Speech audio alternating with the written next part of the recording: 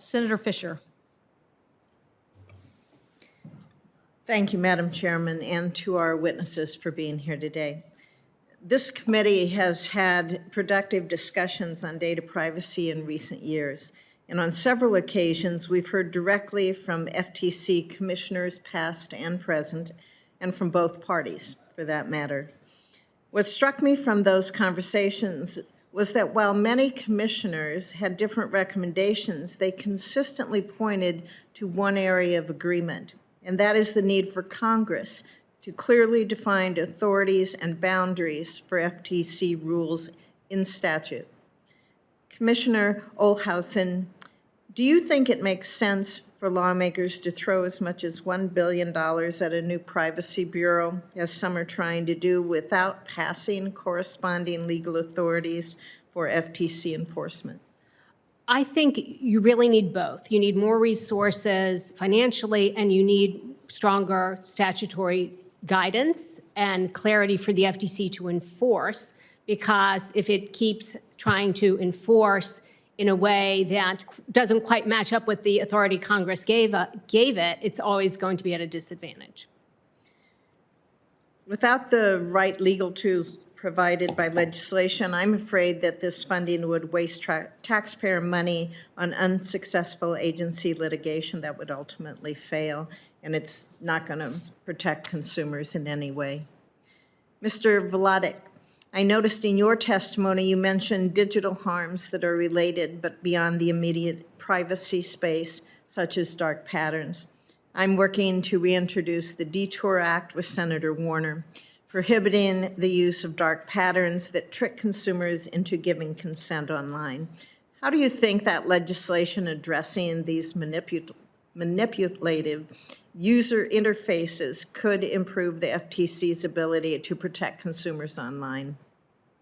Well, first, the FTC protects consumers online largely through litigation. And unless the FTC has the resources that it needs today, the FTC is not going to be able to do that. In terms of dark patterns, there's a really difficult First Amendment question there.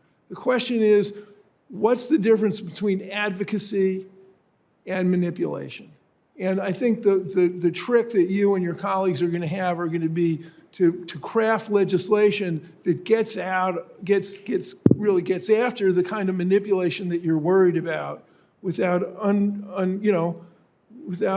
trenching on First Amendment rights. So I applaud what you're doing, but I think you have a very difficult road up ahead of you.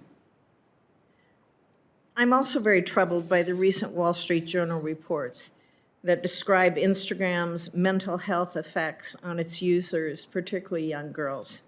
This follows our concerns about Facebook, previous mood studies that they did to manipulate users' emotions that came to light in 2014.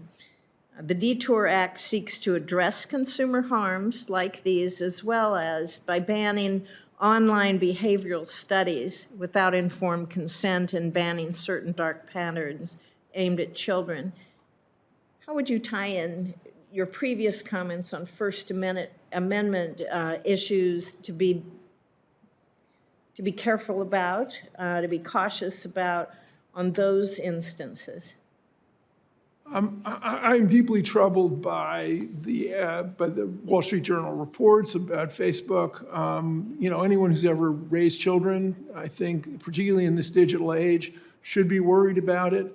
I think the constitutional issues definitely are less substantial when you're trying to protect minors. And the FTC enforces COPPA. I would like to see changes to COPPA. The COPPA statute is very difficult to enforce because of the actual knowledge standard. I would hope Congress could wrestle with that question as well. But I agree with you. We need tighter regulation to protect our kids. How can we aid you in that enforcement? When we're looking at consumer harm, can you give me a couple examples of areas that you think we need to focus on in order to aid you in that enforcement? What are some of your ideas? What do we need? What do you need? Well, if we're talking about children, COPPA needs to be revised. I helped work on the 2000, not 11, 12 rethink of COPPA, and we were constrained by the statute.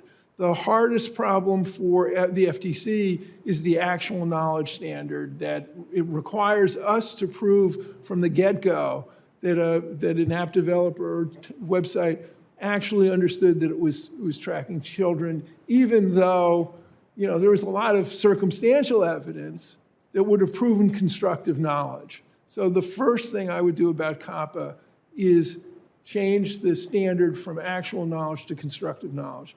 The second thing I would do is get rid of the safe harbor programs. They give people one serious bite at the apple without FTC oversight.